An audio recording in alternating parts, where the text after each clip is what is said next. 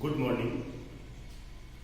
पिछले अपने क्लास में हमने कोऑर्डिनेशन कंपाउंड उप सह संयोजक यौगिकों के पार्ट 1 पर चर्चा की और उस पार्ट में हमने कोऑर्डिनेशन कंपाउंड क्या होते हैं, लिगेंड क्या होती है, केंद्रीय धातु परमाणु क्या होता है, उन सब की चर्चा की थी। हमने लिगेंड के प्रकारों को भी पढ़ा और इसके साथ साथ कुछ परिभाषाएं भी पढ़ी। आज उसके आगे हम स्टार्ट करते हैं पार्ट 2। पार्ट 2 को स्टार्ट करते हैं तो सबसे पहले इस चैप्टर में कुछ परिभाषा है, उन पर हम और चर्चा करें। और इन परिभाषाओं में सबसे पहले उभय दंती लिगेंड के बारे में चर्चा करें। उभय दंती लिगेंड क्या है? देखो, इस नाम से पता चलता है उभय दंती। उभय का अर्थ होता है बोथ, दंती जिसमें दाता परमाणुओं की संख्या बहुत है, ज्यादा है। कैसे? हम कह सकते हैं ये उभय दंती लिगेंड जो है वो एक दंतु लिगेंड,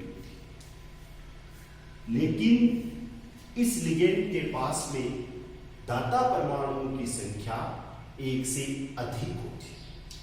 एक से अधिक दाता परमाणु होते हैं, लेकिन एक समय में केवल एक ही दाता परमाणु को केंद्रीय धातु परमाणु को देखकर उप सह संयोजक बंध बना।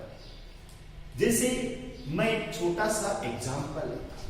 जैसे मान लीजिए एक लिगेंड अपने पास है NO2, जनरली इसे हम नाइट्रो कहते हैं। अगर मैं इसकी संरचना देखता हूं तो इस प्रकार से इसकी संरचना है, N और नाइट्रोजन से 2 ऑक्सीजन जुड़े।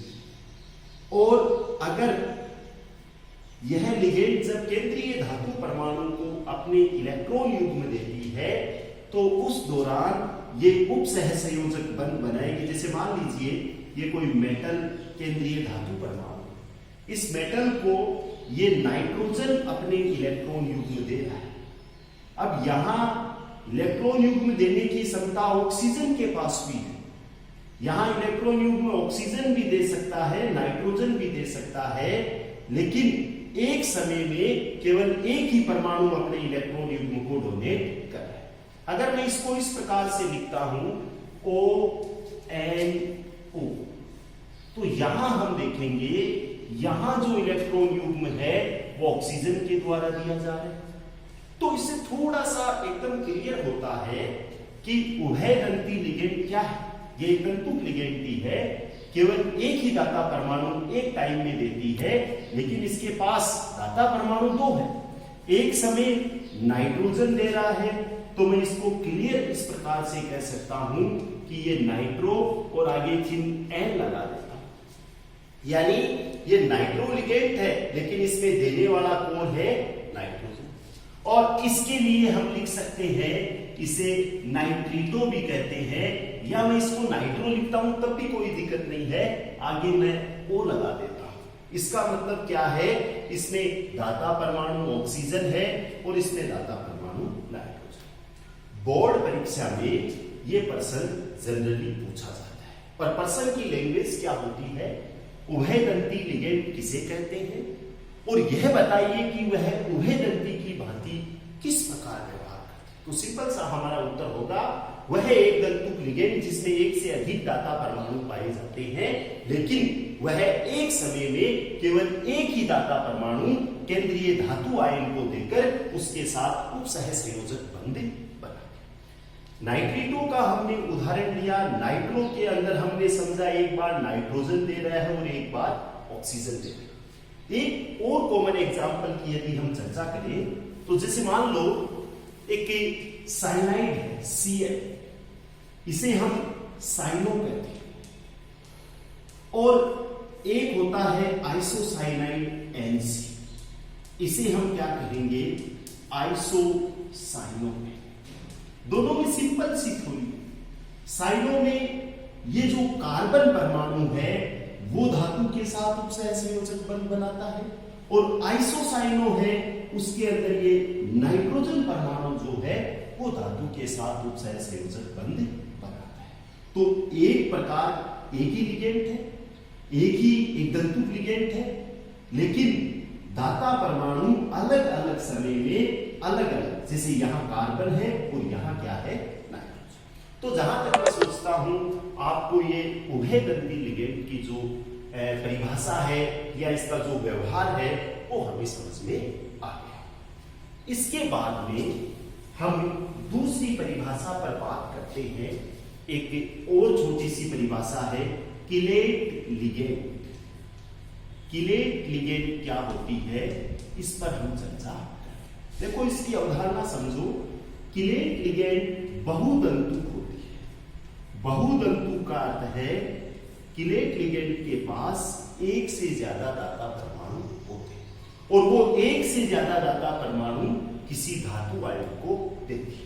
जैसे हमने द्वितंतु लिगेंड एथिलीन डाइएमीन EN की चर्चा की। एथिलीन डाइएमीन की हम संरचना देखें तो CH2 ये तो एथिलीन है, और अगर हम इधर एक NH2 लगा देते हैं, इधर एक NH2 लगा देते हैं, तो ये एथिलीन डाइएमीन है।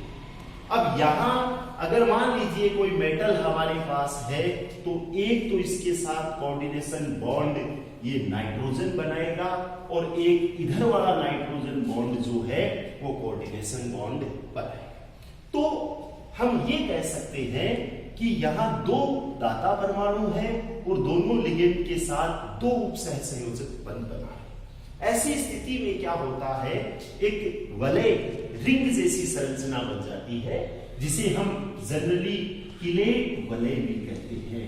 और इस प्रकार के यौगिकों को किलेट उपसहसंयोजक यौगिक, और ऐसी लिगेंड को हम क्या कहते हैं, किलेट लिगेंड कहते हैं। तो CTC इसकी भी थ्योरी बहुत सिंपल है।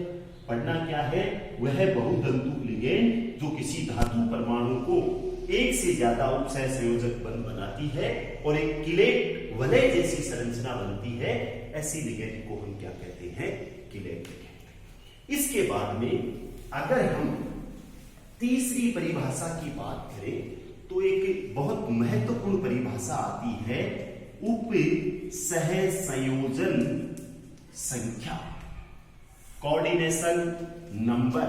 ये महत्वपूर्ण है अपने लिए, इसको हम